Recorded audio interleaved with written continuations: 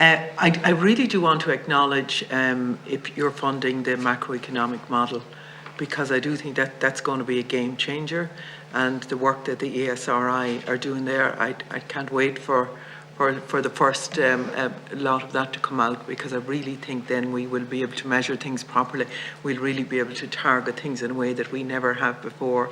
So I thank you for that, because I did think it was the Shared Islands Unit actually that was funding it.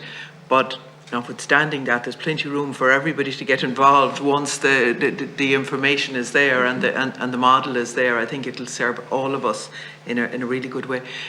I think the Atlantic Technological University will present a really good, or presents already a really good opportunity for us as well, in terms of the regional disparities and what can be done there, and linking up with McGee and all of that.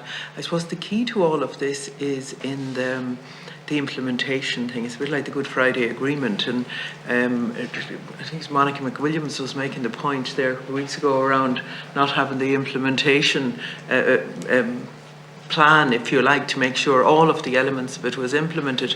So there's lots of good work being done, including by yourself, and even this NESC, not even this NESC, but the NESC comprehensive report as well. There's lots of commonalities there in terms of what needs to be done.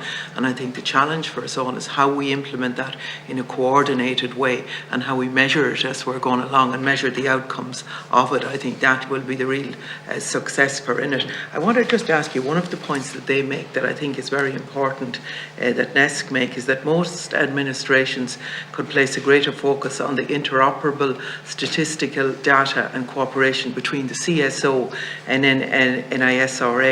NISRA for sectors that are important in terms of all island cooperation or comparison, including environment, health and trade. How important is that to you?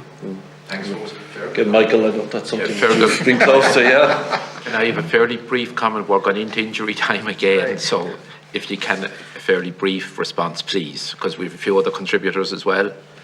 Okay, so very briefly on the status. It's, as you know, extraordinarily difficult because Northern Ireland tends to be under the UK's standard national status. That's one of the reasons we're hoping that the macroeconomic modelling gives a base to start in terms of Northern Ireland people being able to mobilise their data around their more local factors that are more compatible ours in many instances rather than the rest of the UK. Number two, picking up the earlier point, we haven't mentioned the National Development Plan and the National Planning Framework, and their all-island dimension. Government can play a huge role in that, particularly if they think about sitting it in the next 25 years of the agreement.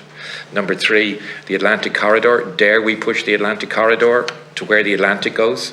I like to stir people up. Imagine from Coleraine to the north of the Burren, west of the Shatton, as one contiguous area, perhaps, because that would be something maybe to just stir up people's thinking again of government planning, government organisation, government provision of services, began to think about in 25 years, how would we mobilise ourselves around that.